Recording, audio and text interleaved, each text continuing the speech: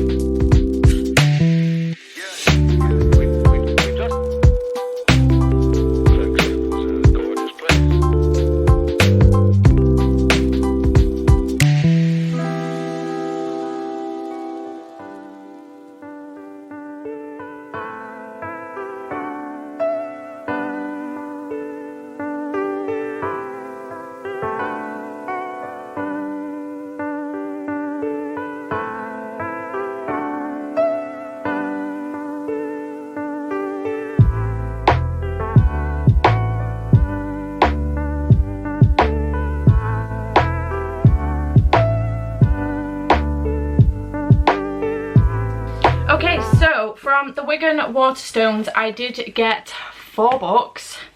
And these are quite the mix, let me tell you. I got 2 romances, a YA horror, and then a thriller, a mystery as well. So let's go through what I got. So I did pick up Love Light Farms by B.K. Borison. This one is a small town Christmas romance, I believe. The top says a handsome freckled data analyst, a messy, optimistic Christmas tree farm owner, and a small town with the best hazelnut lattes on the East Coast. This sounds fantastic. I'm always looking for more holiday themed books, so this sounds right up my street. I know that BK Borison has done a couple of others as well, In the Weeds and Mixed Signals. I think In the Weeds is like a spring one, and then Mixed Signals is summer. So I'm going to give this a bash, and if I enjoy the writing I might get the other 2 to read throughout the seasons next year. But because I already missed spring for this year and we're coming towards the end, although a lot of people reckon summer goes right through till all the way through September now. But as far as I'm concerned, we're coming towards the end of summer. So listen, I love autumn, so the sooner it comes the better for me. I am definitely more of a colder months girly. So yeah, I did pick up this one. The cover is gorgeous. I know that these were indie published originally, but they have been picked up now by Pan Macmillan by the looks of things. So yeah, I picked up that one. The other romance I did get was Heartless by Elsie Silver. I loved Flawless, so I really want to continue on with the series, the Chestnut Springs series. I've heard fantastic things, and I really enjoyed the first one. This one says, working as a nanny for the world's grumpiest single dad should have been simple. I feel like this is going to be a new thing for me, except I can't keep my eyes off him, and he can't keep his hands off me. Sign me the fuck up. I know a lot of people usually don't like this trope, and I think this book has turned them around a little bit, so I am really intrigued by this. The text in here is absolutely massive. I'm very excited. Loved Flawless, excited to get more of Elsie Silver's writing. I went with the intention today at Bolton to try and pick the other 2 up, but they didn't have them, so quick spoiler there for what's coming up from the Bolton shop. Then I did get You're Not Supposed to Die Tonight by Kaylin Bayron. This is the YA horror. It does have some gorgeous bloody sprayed edges. I saw Gav picking this one up recently, and while I was in there it was there, so I was like, why not? I did really enjoy Cinderella is Dead from Kaylin Bayron, but I haven't read anything since, so I'm intrigued. At Camp Mirror Lake, terror is the name of the game, but can you survive the night? Yes please, this is exactly what I want. It sounds like a good old slasher, and yeah, I think our main character is playing a final girl at the camp, and it turns out that it all starts to become very real, and I'm really excited about that. So sign me up, I need more of those. Fall is coming, Halloween season is coming, spooky season is coming, sign me up. And then I did get The Inheritance Games by Jennifer Lynn Barnes, which I have now read actually as well, so I'm doing well. Out of the 4 that I got from the Wigan Waterstones, I've read one of them. Who is she? I read this one for my F1 readathon. Spoiler alert for August's monthly vlog, because that's all in there. This one was following Avery, who is a seemingly nobody. She lives with her sister Libby, and she ends up inheriting a whole bunch of money and property from this older man that she doesn't know him. She doesn't have any remembrance of coming across him at all, and the family is livid. The Hawthorne family, the family of this older man, is absolutely furious. They've no idea why she's inherited this money, so they have to figure out why, and it all comes through with these games. Very reminiscent of Knives Out. If you've enjoyed that movie, you will enjoy this book, and vice versa, so I would recommend. And I did give this one 4 stars, so I'm very excited. Again, went to the Bolton Waterstones to see if I could get the others in this series, because I know the 4th one has just come out, The Brothers Hawthorne. So I did want to get the other 3, but again, they didn't have them. Thank you, Waterstones, for letting me down. And then, like I said, I did go to Waterstones Bolton today, so let's see what I got from there. The first thing I am going to show you is wrapped up, and I'm not going to open it in this video just because it is for another video. So cheeky little plug there for another video potentially coming this way. But this is a blind date with a book.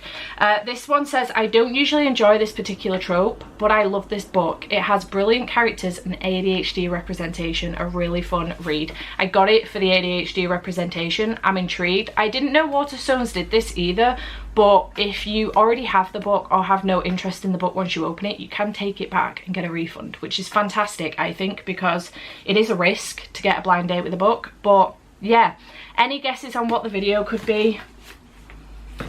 Let me know in the comments down below. So then the other 3 books that I did get from Waterstones, I got 4 in each shop, one of them being a blind date book. I picked up Practice Makes Perfect by Sarah Adams. I know nothing about this, but I know it's doing very, very well across like BookTok at the moment, and the Goodreads reviews are raving. So I'm intrigued about this one. I haven't read from Sarah Adams before. I know she's done Cheat Sheet before and When in Rome, which I believe are part of this series if I remember correctly, but I don't know if you need to read them in some sort of order. But I'm more intrigued about this one than the others.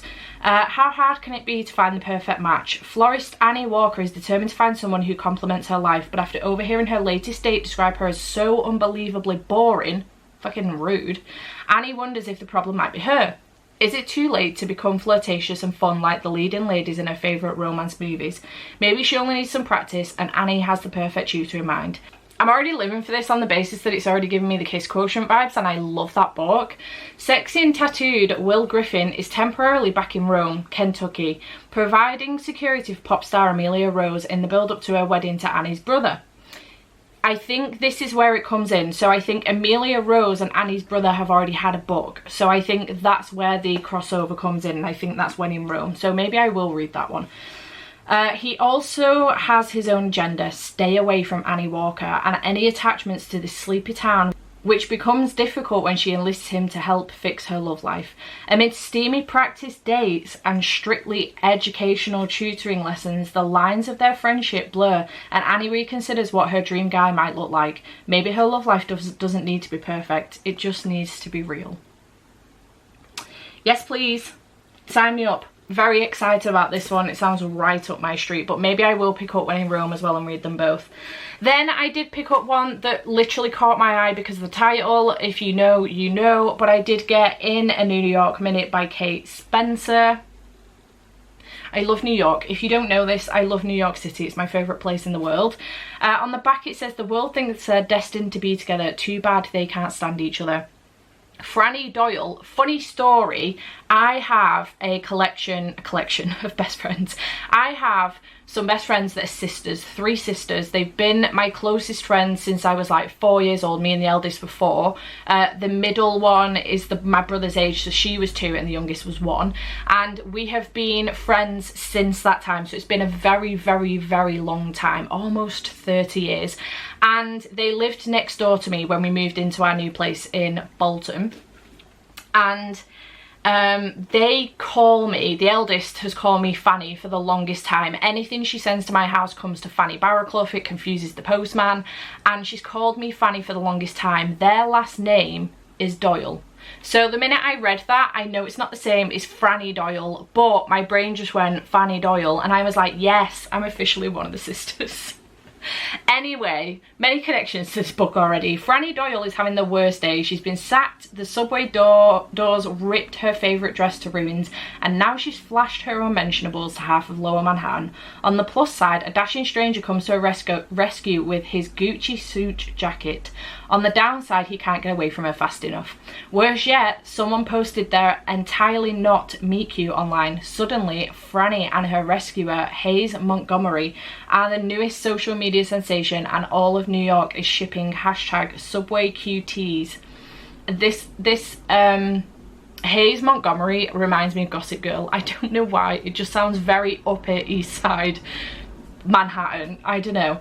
Only Franny and Hayes couldn't be a more disastrous match. She's talkative and creative, he's serious, shy, and all about numbers. Yet somehow Hayes and Franny keep running into each other. It seems fate isn't done with the Subway sweethearts just yet. A love letter to romance, friendship, and the Big Apple. Kate Spencer's In a New York Minute is a fresh, modern take on romantic comedy for the fans of Flat Share, Our Stop, and One Day in December. I I love me a good romance that is also a love letter to New York City. I'm not gonna lie, I love it. The Lindsay Kelk series, the I Heart series, is a love letter to friendship, romance. It's more so a love letter to friendship, but it's a love letter to friendship, romance, and also New York, and I'm obsessed with it. I just love it. So I did pick that one up. And then the final one that I did get was Good Bad Girl by Alice Feeney. I recently read my first Alice Feeney, which was Daisy Darker, and absolutely loved it, and I really want to read more from her, and this just came out, so I'm very excited about it. I don't know anything about it. It says 3 suspects, 2 murders, 1 victim. 20 years after a baby is stolen, a woman is murdered in a care home. 2 crimes are somehow linked, and a good bad girl may be the key to discovering the truth. Edith may have been tricked into a nursing home, but at 80 years young, she's planning her escape. Listen, sign me up. Yes, I love it when our main character is like an older woman. Love it. Love it. It's one thing that's got me so attracted to killers of a certain age, because they're in their 60s. I love it. And also Amina Al-Sarafi. She's an older woman. I just really enjoy it. I think it's great. Patience works there, cleaning up mess and bonding with Edith, a kindred spirit. But Patience is lying to Edith about almost everything. Ooh, mystery. Edith's own daughter, Cleo, won't speak to her, and someone new is about to knock on Cleo's door, and their intentions aren't good. With every reason to distrust one another, the women must solve a mystery with 3 suspects, 2 murders, and 1 victim. If they do, they might just find out what happened to the baby who disappeared, the mother who lost her, and the connections that bind them. Interesting. There is a lot going on there. I am intrigued by that. I don't know what the significance of the ladybugs have with this, but interested. Oh, it starts at the end as well. I love when books do that. Oh, we get the chapters from each character as well. Nice. Sign me up. I'm very excited. So yeah, that's my haul from 2 Waterstones over the last 2 weeks. And I'm really happy with it, especially on the basis that I've already read one, and I know I'm going to be picking up You're Supposed to Die Tonight and also Good Bad Girl at least very soon, and Love Lights Farm will be, you know, a winter read for sure, probably December read. So yeah, and I do want to get to Heartless very soon, and then these 2 romances. I just want to read them all right now, I'm not gonna lie. So I'm very hyped. God knows where they're going to go on these shelves, that's for damn sure, because I don't really have the space. But we will have to make space. It's going to be fine. So yeah, I am super duper hyped, and I cannot wait. Oh, and also this one as well. I must not forget about this for another vlog. So I'm really looking forward to all of these and opening this. Keep your eyes open for the potential vlog that could be coming your way for that, so long as it's not a book I've already got or I'm not interested in. Otherwise I will be sending it back, unfortunately. But yeah, this is everything. So I hope you have enjoyed that probably very little come book shopping with me video. The Wigan Waterstones was so busy. I couldn't believe how busy it was. The Bolton one was a little bit more quiet. Jade's trying to encourage me to talk more in these videos while I'm in the shop, but I just feel a little bit too nervous to do that. So I did not do that, but maybe in the next one, we'll see. I hope you have enjoyed this video. Chat to me in the comments down below. Have you read any of these? Are you anticipating any of them? If you have read the Practice Makes Perfect by Sarah Adams, and you've read also When in Rome, is it absolutely vital? I would say it probably isn't vital, but you know, recommended. But is it absolutely vital for me to read When in Rome first? Because I'm really excited about Practice Makes Perfect. I don't know the storyline of When in Rome, but let me know in the comments down below, and I shall see you in the next video. Bye for now.